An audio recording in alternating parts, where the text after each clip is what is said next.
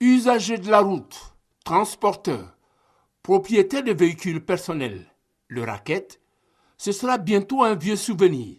Parole de l'unité de lutte contre le racket et l'Observatoire de la fluidité des transports.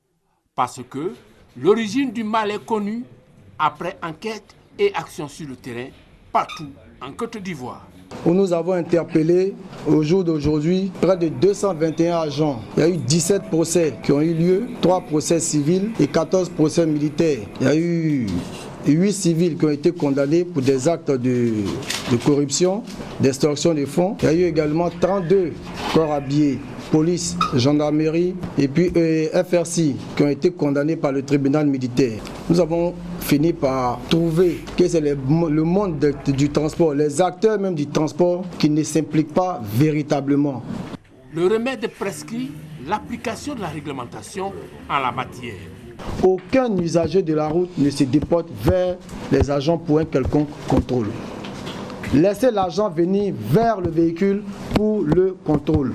Les résultats obtenus ont été rendus publics ce vendredi au cours de la séance de travail avec les acteurs du monde du transport. Plus de 300 pièces avaient été retirées. Et dans un esprit de sensibilisation, d'information et de communication, les pièces ont été restituées. Et à l'intérieur de ces pièces, plus de 100 000 francs avaient été glissés pour être remis aux forces de l'ordre. La coordination des gares routières et le Haut Conseil du patronat saluent l'action des pouvoirs publics et les invitent à tout mettre en œuvre pour éradiquer le fléau. Aujourd'hui, avec la situation que la Côte d'Ivoire connaît, c'est-à-dire un nouveau départ, il faut que ces volets-là, ces programmes de changement de mentalité soient pris en compte de façon transversale.